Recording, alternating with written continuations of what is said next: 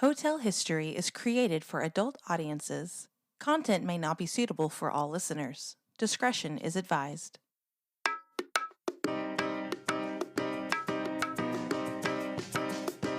You're listening to Hotel History. We take you with us through the sordid history and scandals of some of the world's most famous and infamous hotels. I'm Dieta. And I'm Yael. Let's get started.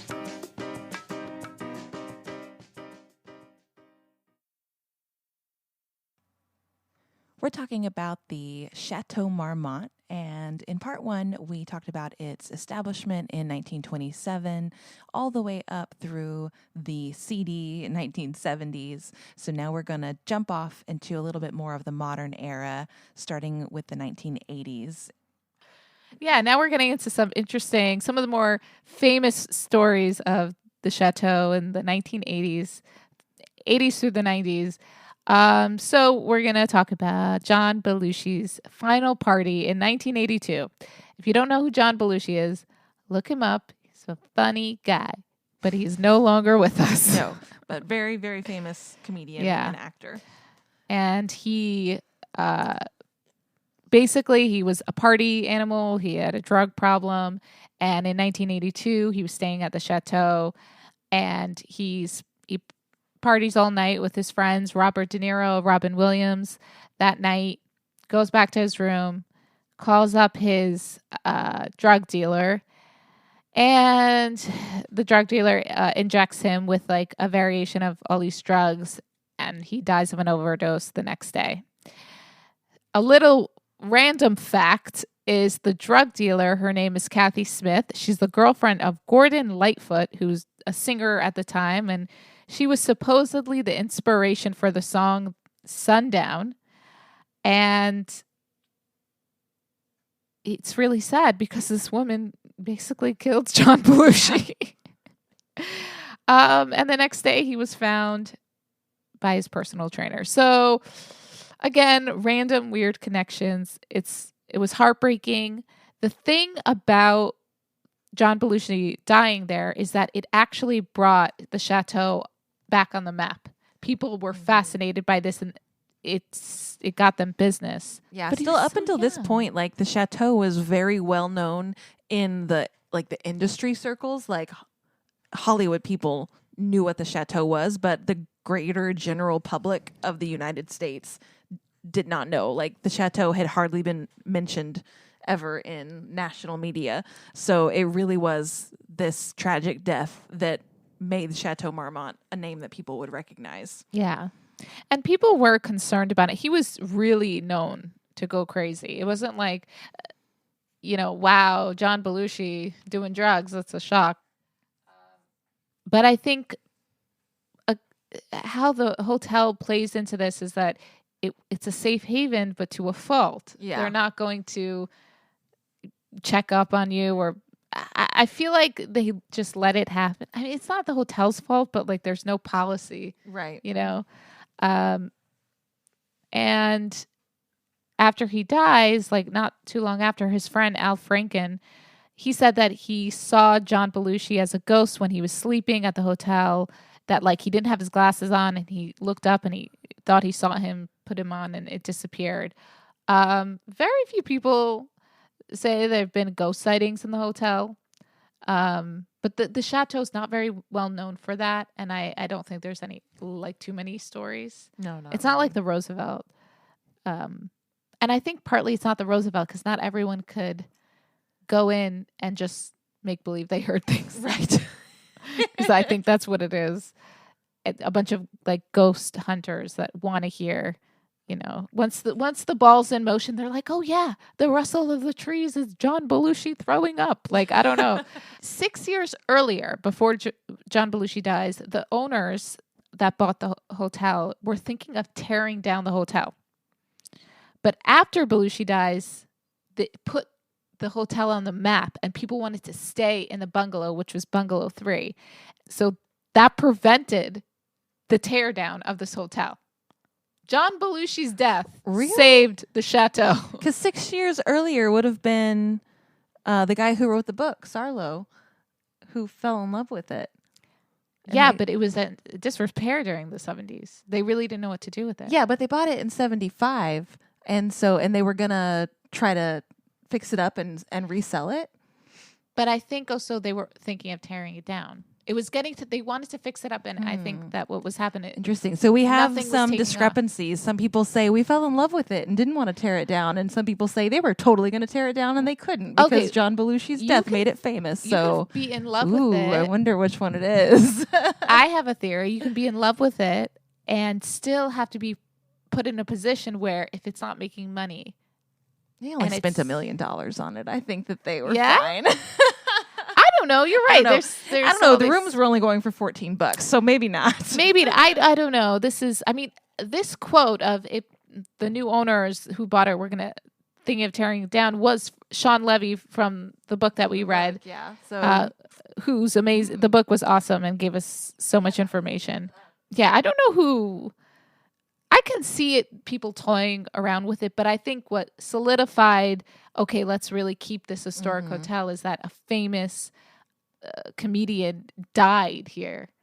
It's like scandalous. You don't want to take that away. Wait, but did they want to tear it down or think about it before it became a historical landmark? That also could have been a possibility. And that could have also stopped it from getting torn down. Because that was 76. They'd only had it for less than a year. Yeah. Who knows? I don't know. You're right. Things don't make sense. But after John Belushi dies, Bob Woodward, who is a reporter, journalist, he's the one that Watergate scandal. Yeah, that was him. He writes a book about him, showing about John Belushi and showing a picture of the hotel in the book. And he describes the hotel as seedy and run down. The hotel is pissed and threatens to sue him unless Bob Woodward apologizes and takes it back. And he does, because he does not want to get sued for, I think it was like $8 million or something like that. I don't know why they were so defensive, because it was seedy and run down. But whatever. I guess maybe having the picture, he could have just been like some hotel he stayed at. Or maybe he accused them of kind of neglecting the star, and who knows. Yeah, so now that chateau is on the map, of course, people are going to continue to stay there. They really liked that it was seedy and run down, honestly, from everything that I can tell. They kind of thought that it gave it some charm, and I think it also made a lot of the actors feel like they were still being down to earth and real, that they were staying at this kind of insider exclusive hotel that was also a little bit run down. But the Brat Pack members all stayed there during the 80s. John Cusack lived at the chateau while he was filming 16 Candles. And Johnny Depp also stayed there. He actually claims that he and Kate Moss slept together in every room of the chateau across their 4-year relationship. So that's... Do you think that's really true? No. I mean, you got too much time on your hands. And also, why do you want that to be your gold star? I don't know. Is that what you're bragging about? That could have just been an exaggeration. Yeah. I mean, I'm sure they did have a lot of sex in the hotel, but each hotel room, I don't know, maybe. These people are bored and rich, so you never know. But good for them. Yeah, and that was like mostly, the 80s and the 90s, and we're getting into the 2000 to present. So also some other sex scandals having to do with Hollywood. But in 2004, Scarlett Johansson allegedly had sex or made out with Benicio del Toro. Benicio del Toro. Why can't I say his name? Benicio del Toro in the elevator. She denies it now. She started the rumor that she and Benicio del Toro made out in the elevator and possibly later had sex. She admitted to just going home alone to her mom's house years later. Okay, to be honest, I don't think they had sex in the elevator. No, definitely not. That is just not. I think they probably just made out. Yeah, she did go home. If that, because in the interview where she takes it all back, like she says that she just was trying to sound like she had done something like worthy of Oscar night. She didn't want to admit that she didn't have anything going on and that she just went home because she didn't think that sounded good. So, yeah. So if they even made out, they probably just rode in the elevator together. Maybe. Yeah, maybe she just wanted to have more of that image, especially back then when she was like just starting out. But someone who did have sex in the hotel was surprising. James Blunt was having sex in the foyer of Lily Allen's room, not with Allen, but in her room. And that is a theme in this hotel, that people just be busting in everyone's room and doing some weird or watching other people have sex. I think she was pretty surprised. Right? She was like taken aback, and she's like, sure. all right, I'll just come back later then. Let me know when you're finished because I need to use the bathroom. Yeah, that's fucking weird. But it's probably one of those after parties that they have. After winning the Screen Actors Guild Award in 2006, Heath Ledger was secretly seen being filmed using cocaine on the hotel's front balcony. The actor died of an overdose 2 years later. That's not that surprising. No.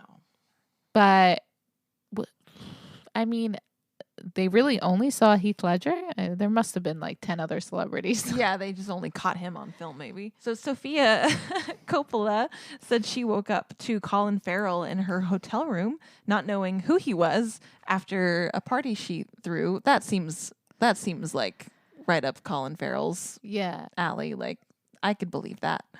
And he played in a movie that she made, I think, or something like that. So they tried. Oh, maybe that's how they met. And she was Yeah. like, well, I guess I'll put you in a movie. Yeah. You're a good looking guy. I don't know. Yeah. And she also, Sofia Coppola was one of those people really obsessed with the hotel. She made a movie based about an actor living in the hotel called Somewhere. I don't know how well it did. But they used the hotel to film, and it was like, she basically said, we're only going to get the bare minimum of people that need to be there and not disturb anyone. And they did a good job. I still haven't seen it. I really want to see it. But she also had her Marie Antoinette premiere party there in 2006, which is probably where all that shit went down. Probably. And it was very lavish and 18th century themed, with live performances and elaborate costumes and all-star guest lists, and very much Marie Antoinette, we're elite celebrities and the rest of you can go fuck yourself. You're not invited. She also bumped into Helmut Newton the day he died, and he was a famous photographer. He also took many photos in the hotel of celebrities and just people, and she bumped into him the day before, or like the morning of that he died, and he got in a car accident right outside the hotel. I think he had a heart attack and then crashed in the corner. But in her movie, she has a scene where that happens as well, I think, to give tribute to him. Anthony Bourdain said, I love that hotel above all others. And that's a lot coming from him. That's some high praise. Yeah. I mean, the man's stayed everywhere. Yeah. In 2009, Josh Hartnett, who was an actor, he had to call the ambulance. This poor guy, he had severe diarrhea and vomiting from a bug he'd picked up doing humanitarian work in a developing country, because no good deed goes unpunished. But within days, the 911 call had leaked online, and the paparazzi that would always hang outside the chateau during this era, because in the mid 2000s, the chateau had become a really, the hot spot for young Hollywood. So paparazzi were just always there. So anytime the paparazzi saw him come outside, they would taunt him about this 911 call. Oh my God. For years. Poor guy. Can't just have diarrhea in peace. That's so mean. So mean. God, paparazzi are just the worst kind of people. And then James Franco had an art exhibit where he replicated the hotel and would write poetry and create art about his sexual antics in the hotel. Or just his sexual antics. I think it was both. Oh, just both. Yeah. Yeah. All the sexual antics. Yeah. He also denied having sex with Lindsay Lohan. Yeah. So those sexual antics did not include having sex with Lindsay Lohan, as we remember from allegedly that short story that he published about it. Or not about it, I guess you could say. So yeah, during the mid 2000s, Paris Hilton, Lindsay Lohan, Amanda Bynes, they are all hanging out at the chateau all of the time. The chateau has a restaurant now at this point because that was opened in 2003. So it has a really nice restaurant that's out on the patio with really luxurious plants, and it just feels very nice. So that becomes a hot spot. And then we'll have a little bit more to say about Lindsay Lohan later on. And Britney Spears. She was Oh, there and too. Britney Spears, yes. That's just the Hollywood section. Yeah. The music that came out of this hotel is pretty cool. And the stories of the musicians that stayed there is pretty historic. During the 1940s and 50s, Duke Ellington, who wrote an album in his head while walking the hotel's corridors. He's not the first musician to do this, like to just walk around and come up with. I think he stayed at the Roosevelt too, right? And he did this. I don't remember. I am confusing my musicians, but he came up with the whole freaking album in his head because he was inspired by the hotel. Wow. That's pretty cool. That's impressive. And like we mentioned before, Miles Davis stayed there as well. Because during this time, this is still during segregation. So these musicians couldn't stay at a lot of the hotels that other celebrities were staying at. So the chateau was their safe haven as well. Let's see. The band stayed there while recording Velvet Underground. Carly Simon and James Taylor stayed there before they got married. This is a little weird. James Taylor was addicted to heroin, but he felt that he could not have a relationship both with heroin and with Carly Simon. So he decided that he's going to quit heroin. But before he does, he brings Carly Simon into the room at the chateau. He makes her watch him shoot up, and then he throws the heroin away and says, I choose you, basically. Like, Did that work? well, they're divorced, so No. So the answer is no. But just that's weird. Don't do that, guys. That's not No. romantic. Don't do that. We can do gross. without. Yeah. Bob Dylan stayed at the hotel and was asked to leave for damaging his room. I think there's a limit. Like you spill something here and there, but if you're doing major damage, usually their policy is if you can pay for it, you can do it. Yeah. I don't think you could have paid for it. I guess not. Jim Morrison famously stayed there one time, jumped off a balcony, and was known to leave bloody sheets in his bedroom for the maids to clean up. Yikes, Jim Morrison, he jumped and he got hurt, I think. And that was a concern.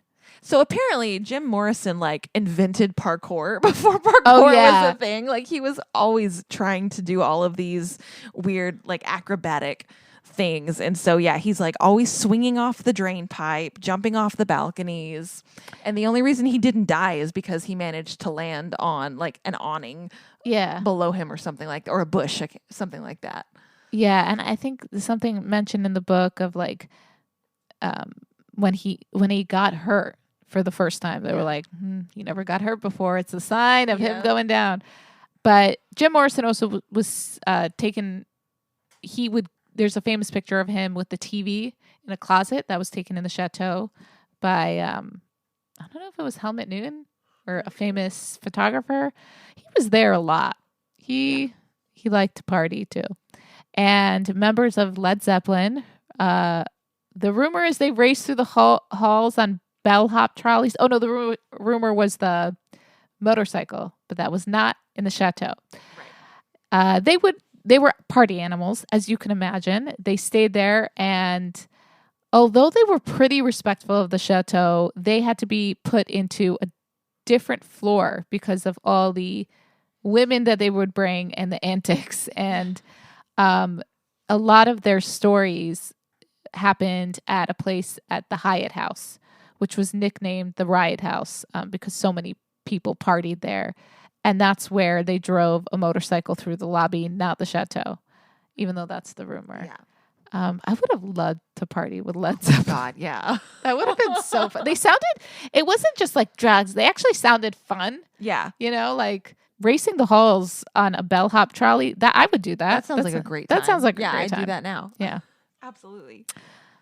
Marvin Gaye stayed there, but he died owing the hotel $15,000. What the hell, Marvin Gaye? This is why the chateau is run down. They can't collect money. Well, when you're dead, what are they going to do? Yeah. Throughout the 70s, as the chateau is sinking into disrepair, it became a clubhouse for California's many debauched musicians. Graham Parsons shot the cover photo for his debut solo album in the hotel lobby. And although, as we mentioned earlier, some think that the Eagles Hotel California might be about the chateau, might be about the Beverly Hills Hotel. You decide.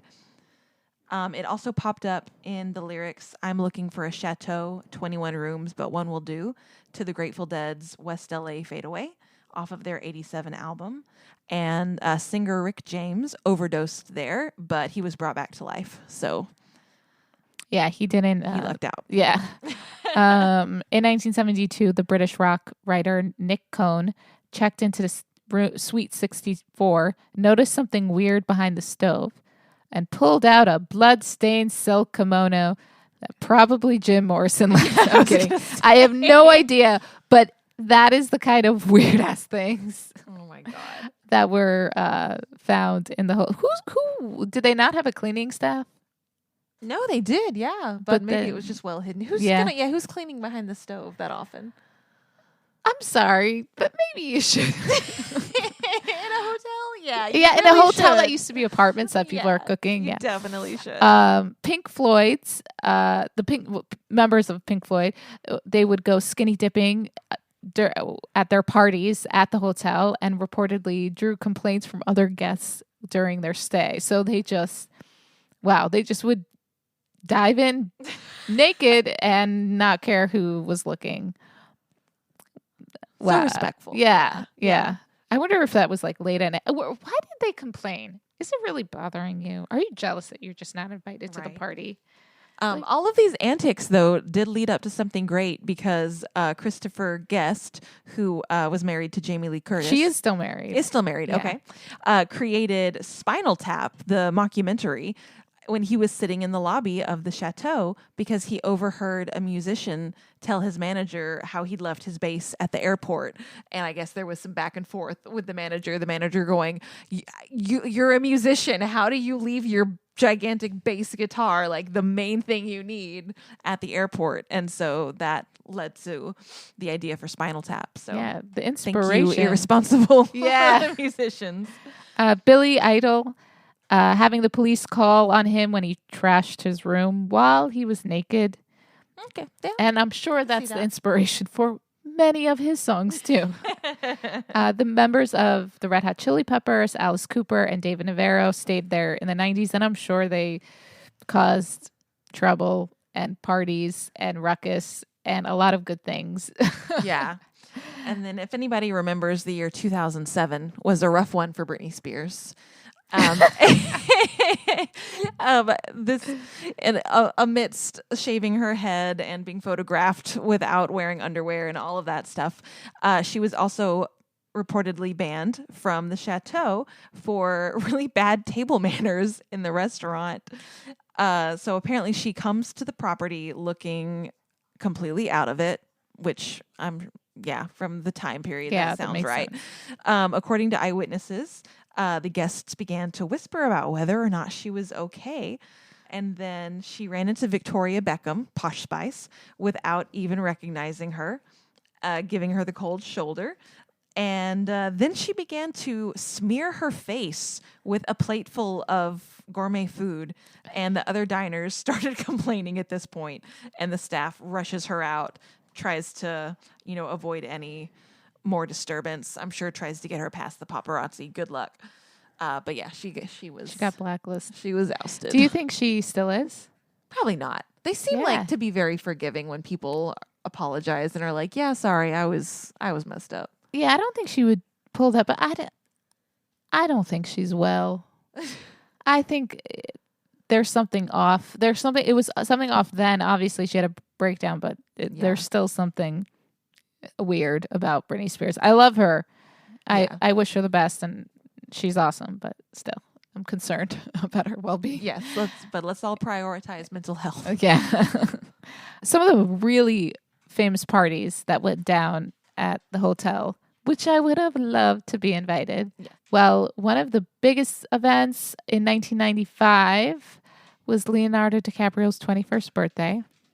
The bar's hostess was a drag queen, Constance, who came from New York at Ballas's request, the guy who owns the hotel, and stayed for almost a decade. This was at Bar Marmont, which was down the street, and unfortunately, the place closed in 2017. But hot damn, that sounds like a fun 21st birthday.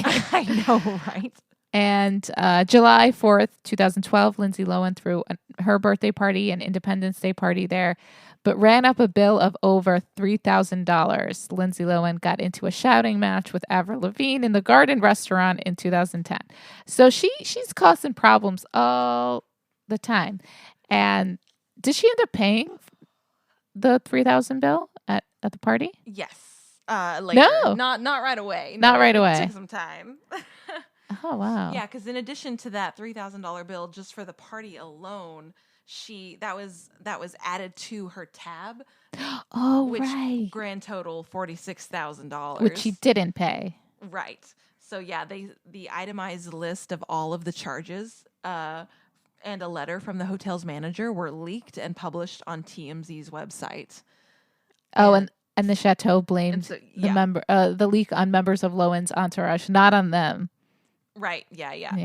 And then supposedly a few months later, she places a call to Andre Ballas, the owner, to apologize, and then she's been off the blacklist since. But I also read that Ballas claims that never happened. Like, she's never been banned. They worked it out and like the issue out at the time, and it was all taken care of. So who knows what I don't believe that guy. It really went down. I don't believe him. Yeah. It's okay. It's totally fine if someone doesn't pay a $46,000 bill, like dollar bill, that they racked up, and you want to be like, hey, you can't come back until you pay it. Yeah. I don't think that's a problem. You don't have to like. Yeah, it's fine. It's fine. Everyone would understand. Like if I went there and I was just like, hey, I'm gonna, rack up this bill. Are you going to ban me? You'd probably ban me because I'm a nobody. Exactly. Yeah. Yeah. I think it's a normal reaction. I think once someone pays it back and they know that they can't get away with that again. Yeah. Then they should come back. But also these girls at the time, or these actresses, they were mentally not stable. Yeah, they had all been doing too much since they were children, and it really took a toll. Well, and Lindsay thought that the studio of the in Lifetime, because she was making a Lifetime movie at the time, I believe, and she thought that they were going to pay for it, everything, and they were like, "No, we're not paying for this shit." Yeah, and why would they? Yeah, that I think was also part of the issue. Was she was like, "Why, I'm not paying for this. Don't send me this bill." That's a crazy bill, $46,000. It really is. Like, how do you expect someone to pay for that? I want to go back to that. She had a shouting match with Avril Lavigne, and she stormed out when security wouldn't make Lavigne leave. Yeah. Well, if she started the fight, that makes sense. I wonder what the fight was about. Who knows? What was their beef about? Probably some guy that they don't talk to anymore. Mm-hmm. In 2018, Jay-Z and Beyonce threw an Oscars bash at the Chateau. They threw the bash in the Chateau's garage. Oh, what? Mm-hmm. Really? Yeah. So, oh my God. Yeah, the garage is like well known for being this like cramped space that like is with columns everywhere. It's really hard to maneuver cars down there. But they had the garage redone to kind of be this like luxurious kind of casino lounge looking vibe. Wow. And everybody was amazed at how great it looked. I want to see pictures of this place. Yeah, some of the famous attendees were Jamie Foxx, Rihanna, Leonardo DiCaprio, because he's going to be everywhere. Mm-hmm. And they feasted on what rich people feast on: caviar and Swigged Ace of Spades champagne. Is that fancy champagne? I wouldn't know. Oh, so they were so fancy. They made it an annual event, though some years later it was held at Bar Marmont down the street instead, which makes sense. But I think at the time it was closed. Oh, and so they probably only used it as a private event. I think that's what they because do Bar now. Marmont still exists. I think it's just not open to the public. They just Yeah. use it for private events. And there is some scandal with Jay-Z and Beyonce's Oscar party that they threw a few years after, but we'll get into that later. Yeah. And recently, February 2023, Taylor Swift threw a post-Grammys party, which looked amazing. Yeah. And she got some criticism for that too. But that kind of doesn't make sense because they already resolved that issue that they had. But we'll go into that later with some other famous people who have stayed at the chateau are people like the writer Hunter S. Thompson. He's really well known because he wrote like The Rum Diary and Fear and Loathing in Las Vegas. He's kind of responsible for the rise of gonzo journalism, and he's also Johnny Depp's mentor.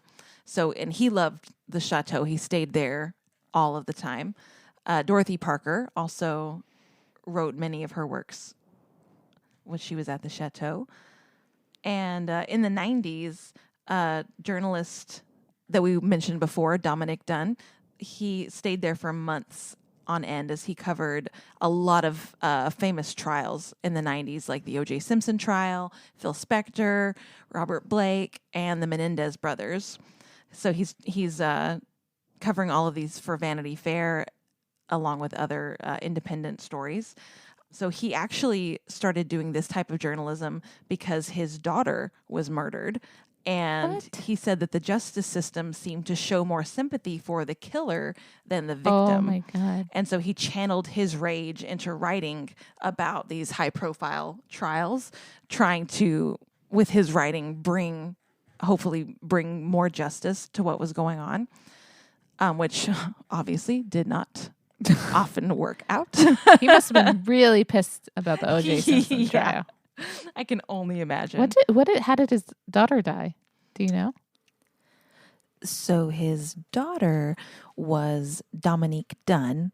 She was an upcoming actress starting to get some traction, and you may have actually seen her in a movie. She played Dana Freeling in Poltergeist. So this happened back in 1982. She started dating this abusive guy, and she finally, breaks it off with him and goes to stay with her parents while waiting for him to move out of their apartment. But he shows up at the door and strangles her in her driveway. And even though they rushed her to the hospital, she's died in a coma on life support a few days later. The ex-boyfriend was charged with second-degree murder. They said that they couldn't find any evidence of premeditation, so that's why they didn't charge him with first-degree murder. But even that was eventually dropped down to a manslaughter conviction because like the judge withheld a lot of evidence, claiming some of it was hearsay or some of it was prejudicial. So the jury only convicted him of manslaughter, which has a maximum penalty of 6.5 years, of which he served 3. So, it really makes sense why Dominic Dunn and the rest of the family feels like there was no justice for her. The killer got more sympathy than her. So he started, following these high-profile murder cases and writing about them, like the Simpson trial, just to try to get any kind of justice out there for these victims. Wow. I didn't know that. I had no idea. Yeah, so sad. A lot of sad things at the chateau, which I guess brings us to Helmut Newton. In 2004, Helmut Newton, the guy that we were talking about, the photographer, he was famous. He was known to be the famous king of kink photographer. So he took photos of pretty scandalous things. And I think some of the photos that he took was in a book that we have called Hollywood Handbook. which Andre Ballas edited and made. And he loved it there. He's the one that told Andre, you better not change anything about it. And but he died after he drove his car, and I guess he had a heart attack, and he crashed into the wall on Marmont Lane. And it was really sad. He and his wife stayed there every winter, arriving around Christmas time, staying until March. And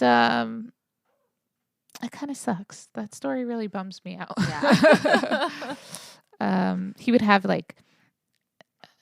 his little doggies with him and things like that.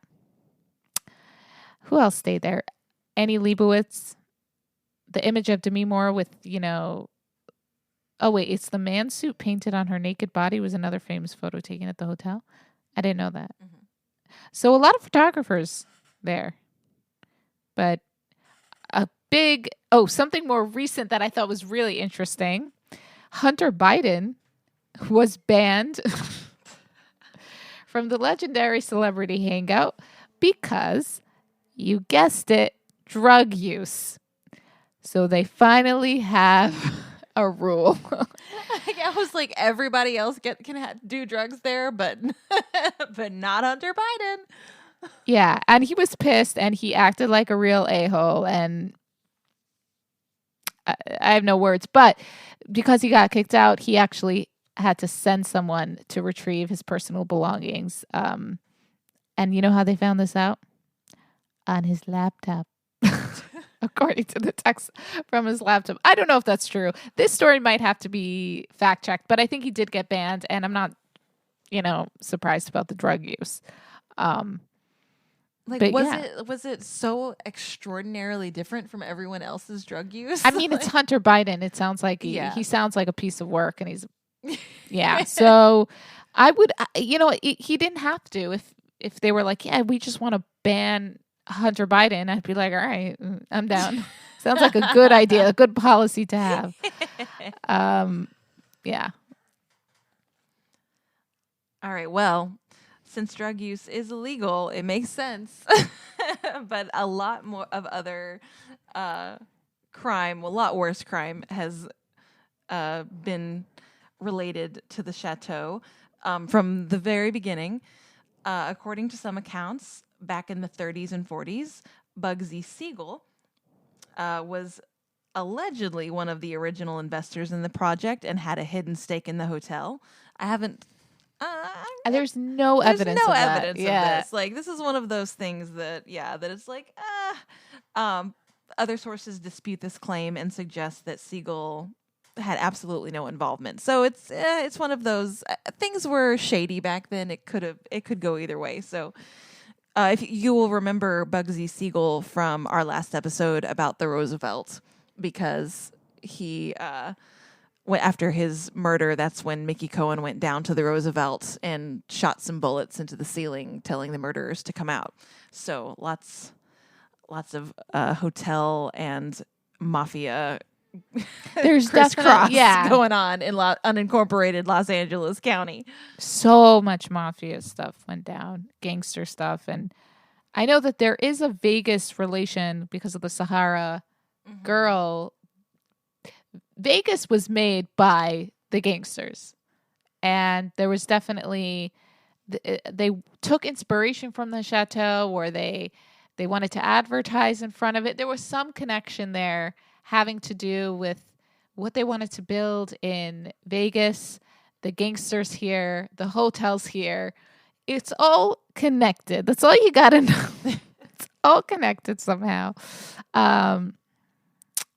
There's another rumor that involves the notorious mob boss, Mayor Lansky, who allegedly had ties to the hotel in the 1940s and 50s. And according to some reports, Lansky used the chateau as a meeting place for his associates and may have been involved in illegal activities on the premises.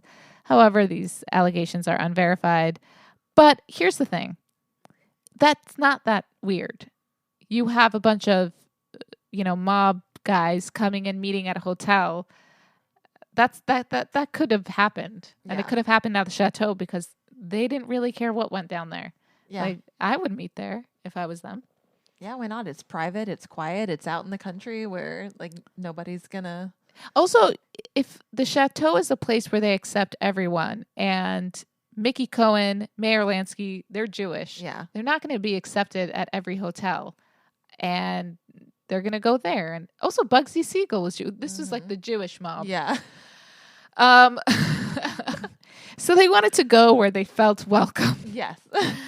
And I think the chateau was the place. Because if Mayor Lansky and Mickey Cohen were in any place at any time in history, they were doing illegal activity. Yeah. But they weren't just sitting there and getting ice cream. Yeah. You know? So, sure, it's unverified, but it's also probably true. During 1966, so the 60s was a wild time for the U.S., but this was kind of important because things went down on Sunset Boulevard during 1966. There were youth riots on Sunset Boulevard. Basically what happened, the city and county of Los Angeles had been trying to create a freeway that connected the San Fernando Valley with LAX since the end of World War II. This Laurel Canyon freeway would cross onto Sunset Boulevard. If you don't know anything about LA, this all is gibberish, but it makes sense. Just east of the Chateau and right through the front door of a small nightclub called Pandora's Box. Pandora's Box was a nightclub on the Strip that all the teens would go. It was a place to be, you know, everyone loved it. Several miles of La Cienega Boulevard were widened in anticipation of it being part of the highway. Even talked about annexing the Sunset Strip into Los Angeles to create favorable zoning regulations for development. But rock and roll and youth culture beat them to the Sunset Strip. The Strip was thriving with teen-oriented spots, coffee houses, clubs, restaurants. Bands playing at the time on the Strip included the Byrds, the Doors, the Mamas and the Papas, Love, Buffalo Springfield, the Turtles, and more. This threw a wrench in the plans of the freeway developers.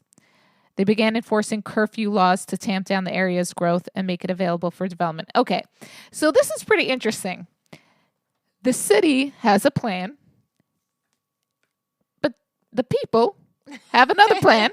And they're now also realizing they're coming against, you know, a culture shift. And the government of LA is like, we're just going to scoot on in. But they're not going to have it. So worst timing possible during the 60s, during a time where, you know, the population isn't really trusting their government. Things are changing, you know, love and peace and war and all this stuff. And the government is going to try and rain on everyone's parade.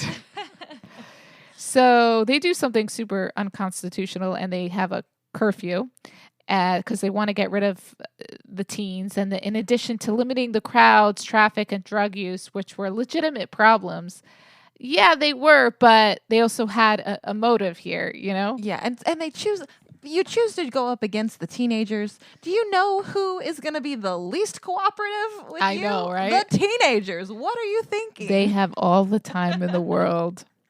They ain't got nowhere to be. They have nowhere to be. The deputies, the sheriffs began enforcing laws, and they had a capacity in the clubs. They're like, all right, you can't go more than 3 people.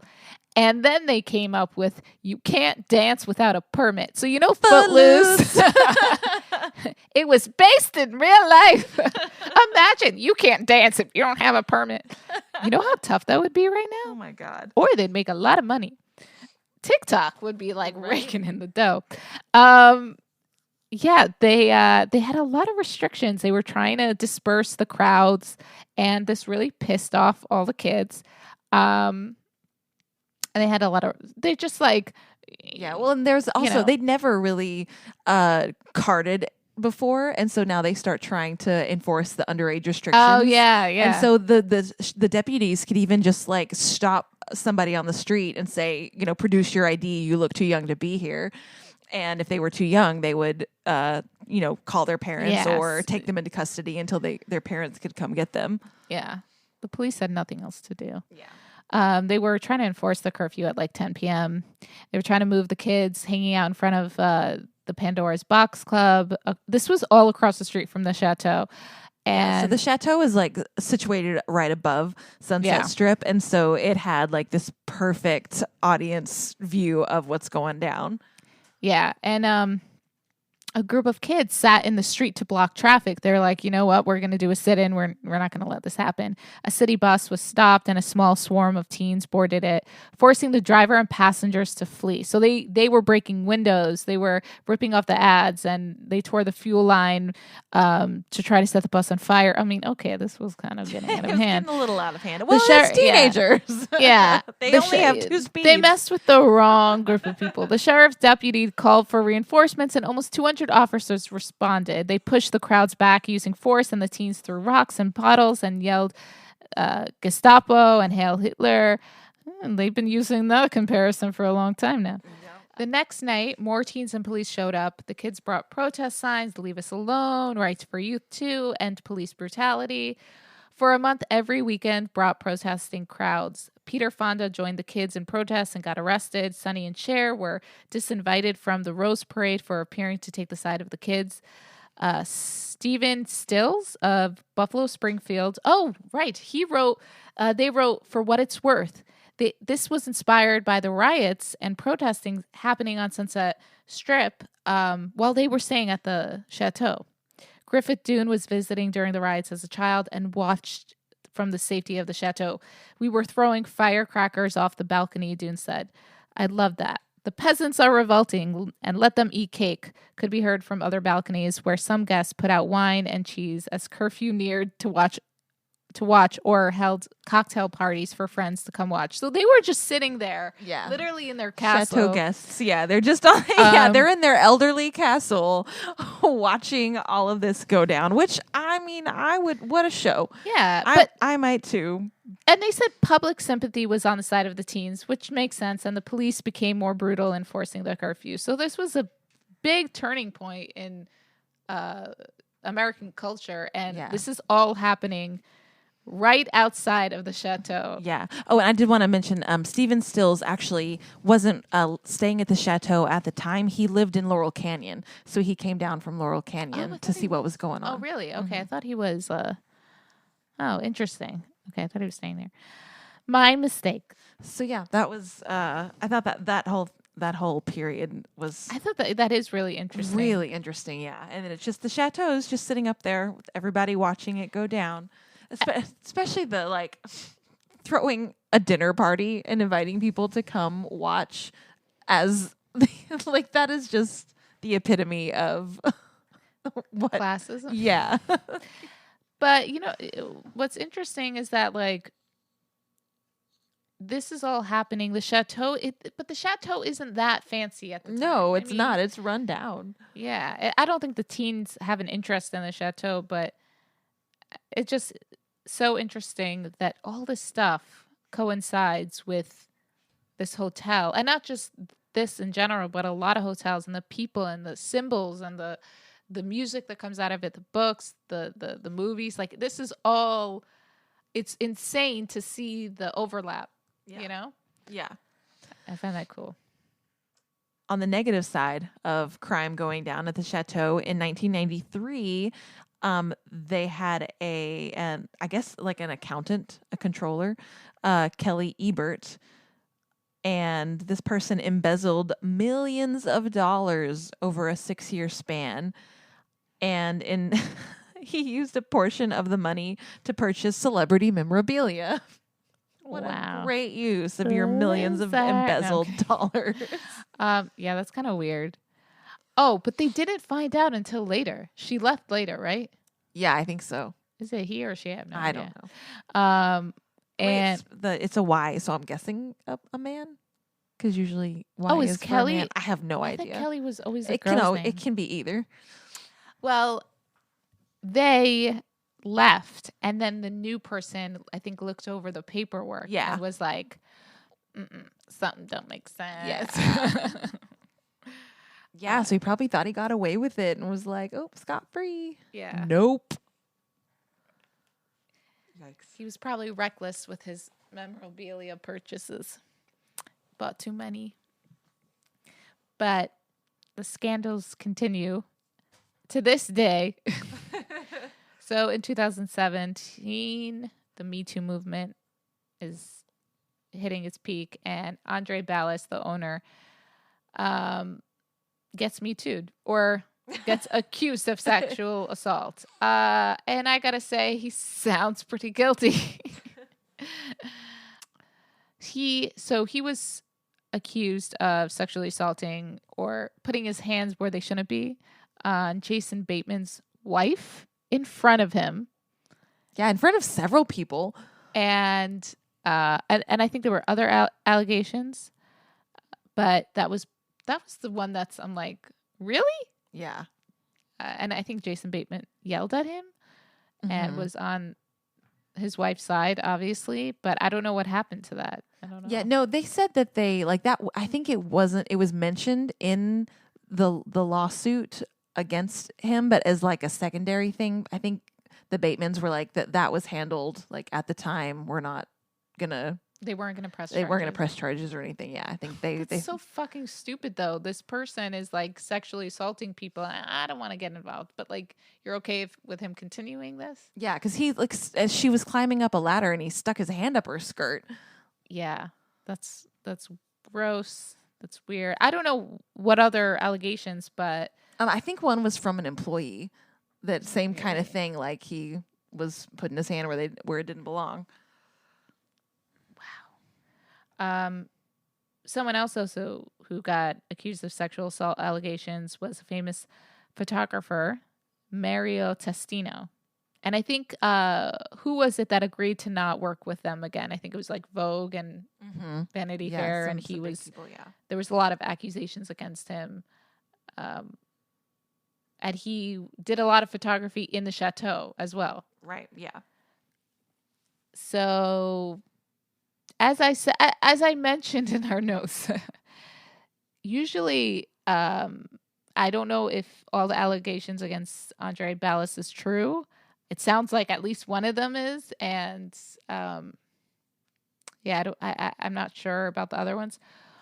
But my sister mentioned something very interesting the other day. She said, depending on what you bring to the table will depend on what you can get away with. And I think this man probably has a lot of secrets on a lot of people. And it's probably why a lot of things are just brushed under the rug with him.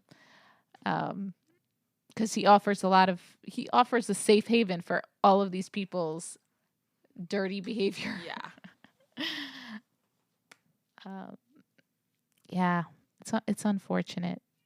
Major issue also that happened in 2020 was union issues. So on September 16th, 2020, The Hollywood Reporter published a report involving accounts from more than 30 former hotel employees that accused the hotel management and Ballas of fomenting racial discrimination, sexual harassment practices at the hotel. They accused Ballas of neglecting to provide them with adequate health insurance during the COVID-19 pandemic and suspected the hotel's members-only conversion as an attempt to prevent unionization among the hotel's employees. Yeah, so in 2020, the owner announced that they were going to try to transition the hotel from a public, type hotel into just a members-only private club. And so unions. Yeah, and so the employees are saying, yeah, he's only doing that because we wanted to unionize. And so now they're just going to try to circumnavigate that issue. Multiple employment discrimination lawsuits were filed against the hotel, with the hotel facing picketing from labor union Unite Here and boycotts from numerous celebrities. In support of the boycott, a night shoot at the hotel for Aaron Sorkin's Being the Ricardos was canceled just hours before the intended start of production. A man at the... Oh, but this was happening... what happens next was the Jay-Z party, outside the Jay-Z party that they were having at the hotel. Oh, that was at the Jay-Z party? Yeah. Okay. So, so as you remember, like the Beyoncés like to have a their annual Oscars party either at the Chateau or at Bar Marmont. And so they're having this picketing happen outside of this party. And Rosario Dawson, who is a progressive, Bernie Sanders supporter, goes to the party after 1 a.m. She claims that she won't go to any other Chateau Marmont event until this issue was resolved. And she technically didn't cross the picket line because it was after 1 a.m. when she went and all the protesters had already left. Yeah. So she really won on the technicalities really, there. really showed her support to both the unions and still got to go to her fun party. But when they were picketing and they were, shouting as the party was going on and actors were going in and out of the car into the place, one of the, protesters yelled out, "I think I saw you in that straight to DVD movie." And I don't know, I thought that was funny, but it didn't work. I don't think the woman responded. Or she was scowling. That's what they said. Oh my god. I thought that was kind of funny. But it didn't. I mean, some people protest, but for the most part, they're not really. You're telling me you get invited to a Jay-Z and Beyonce after party and you're not going to go because of some protesters. Now, if you're a person that, like Rosaria Dawson, who says she's, a person of the people, you're hypocritical. But if you're just like, I don't really care, at least you're honest about what who you side with. The worst is that a lot of these celebrities will claim that they're progressive and that they're, for this, but come on. Yeah. No, they're not. But Jay-Z and Beyonce said they hired a bunch of other people. They weren't working with the hotel employees. Right. But that doesn't make it better. So we learned in the plaza, scabbing. Yeah, you still rented. You're still supporting the Bar Marmont, the hotel. Even if you bring in your own event company, you're still supporting the hotel. Yeah, and you just replaced all the workers. Yeah. But whatever makes you sleep at night, Jay-Z. Also, in March 2020, I have to say this. I don't know if you read this article I found. This was during the pandemic. But when the pandemic started, a handful of long-term Chateau residents lived at the hotel during the pandemic. This was an article by GQ, and it writes about the group and their experience living in the hotel. It hit a real low because no one was staying anywhere. It was $80 a night. All I have to say is there's a reason this article did not get more attention. Maybe it did, and I don't know it. It is the stupidest thing I've ever read. It's stupid because it was probably the most elitist piece of work. It was like the article highlights for the rich and semi-famous who are out of touch with reality and really did not understand the toll the pandemic took of the rest of the working class. They're like, yeah, we're living here. It's so much fun. Like it was really such an out of touch article that I don't know why they're not embarrassed of it. And so it wasn't the article showing that these famous people are out of touch, but like the way the article itself was written? All of the above. And they weren't famous. I don't know how famous they were. I didn't know them, but it just felt like, I don't know, like, what do I do? I'm so bored in this pandemic. And kind of like they were frivolous and like, it really just, it left me with a bad taste in my mouth. Yeah. Maybe I'm projecting, maybe I don't understand, but I would be embarrassed to publish something like that. Some of the other cultural influences the hotel has had. The album Room 29 by Jarvis Cocker and Chili Gonzalez was inspired by the vibe and legend of the hotel. So if you're wanting to listen to something, maybe while you're reading one of these books about the chateau, then you can listen to Room 29 and it will supposedly encapsulate the vibe of the hotel. Oh, really? Yeah. Oh, maybe I should listen to it. Yeah. There are actually on Spotify, there's some really good playlists that are called the Chateau Marmont. Oh, nice. And there's a lot of music inspired by it that I think we didn't mention, but what's that? Father John Misty, I think, writes has like a chateau number, whatever that's about it. It's not a bad song, but there's a lot of books written about or include the chateau as like the background, and we're gonna just name a couple of them that we either read or that we recommend or we want to read. Last Night at Chateau Marmont by Lauren Weisberger. I didn't read this book, but I want to. The Drop by Michael Connolly. Waiting for Lipschitz at Chateau Marmont by Aries Janigan. I don't know how to say that last name. The Big Nowhere by James Elroy. The Chateau's Influence on Literature. It's extended well into the 21st century. It with people like A.M. Holmes. Who's A.M. Holmes? A fiction writer, I believe. Oh, I don't know. It says that she was checking into the hotel and she used it as a backdrop for exploration of the strange world that is LA and what the city says about America as a whole. Oh, well, I should really read that. That does sound good. And there's a really good graphic novel. It was made in 2015 called Private Eye by, I can tell you right now, Brian K. Vaughan. I got it. I didn't get a chance to fully read it, but it's really good. And I really like that it takes place in LA and in the hotel. Another book is The Yiddish Policeman's Union, which was inspired in part by the author Michael Chabon's stay at the chateau, which I know is a good book because my mom always talks about it. And the hotel, there's a lot more books. I feel like I didn't even finish. Obviously, Sean Levy's The Castle on Sunset. Mm-hmm. The Hollywood Handbook by Andre Ballas, which is what we refer to a lot too. Is there any other book? The Life at the Marmont by Sarlo, Alfred Sarlo, and I can't remember his first name. We're gonna put a I'm gonna rewind back to the beginning. You'll hear his name.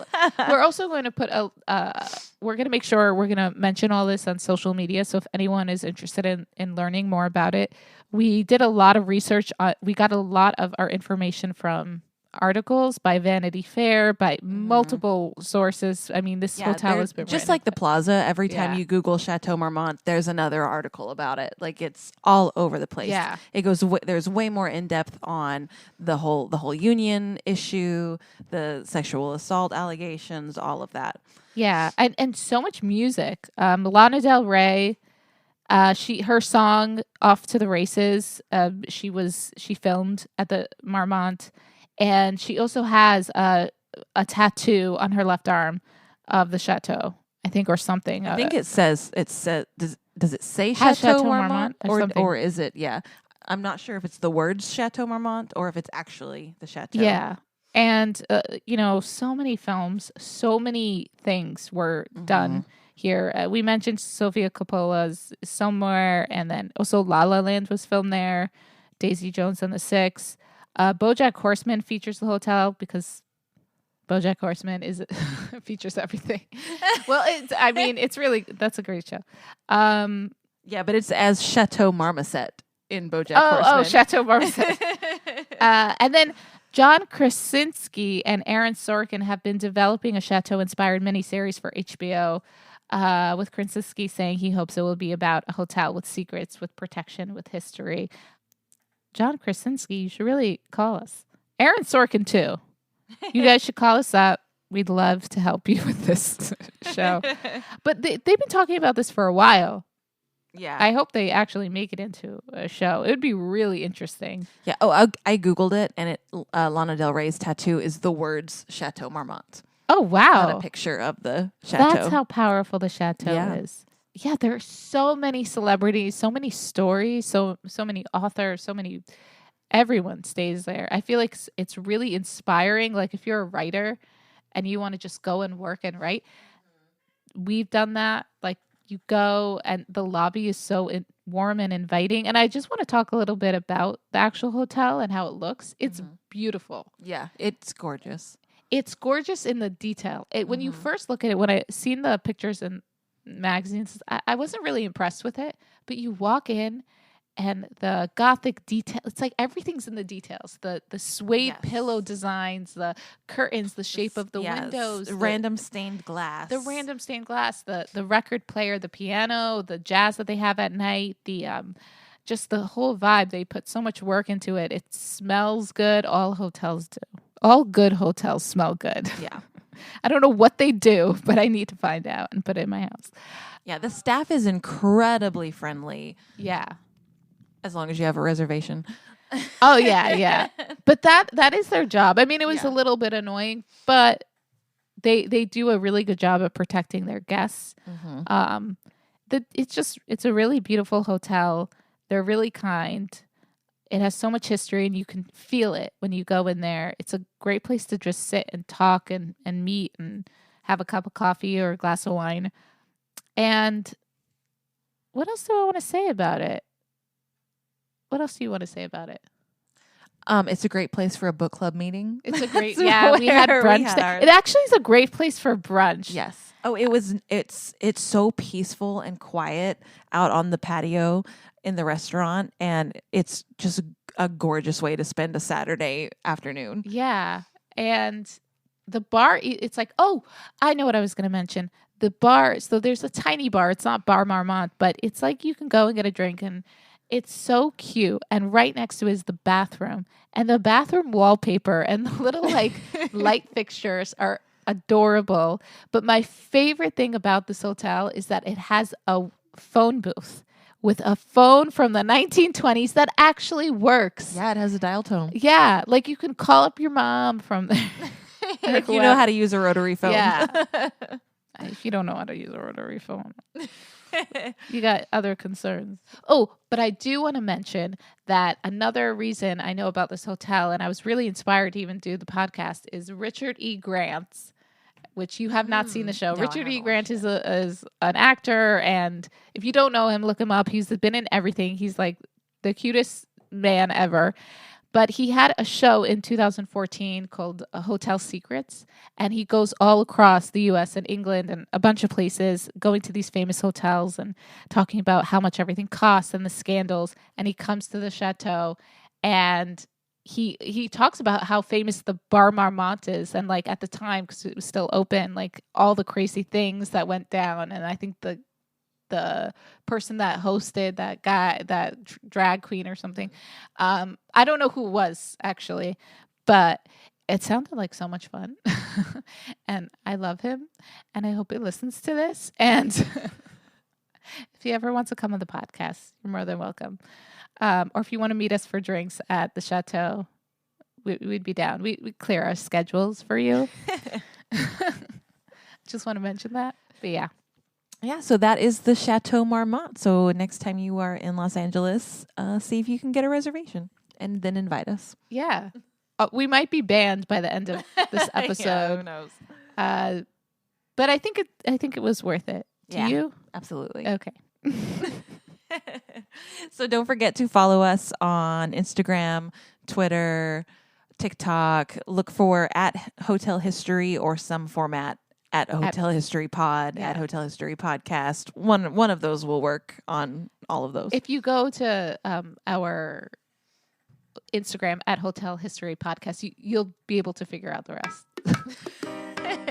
You can also email us if you have any suggestions, hotelhistorypodcast@gmail.com. We would love to cover any hotels you're interested in. Or if you have any hotel horror stories or great stories, send those too, and maybe we'll read them on the podcast.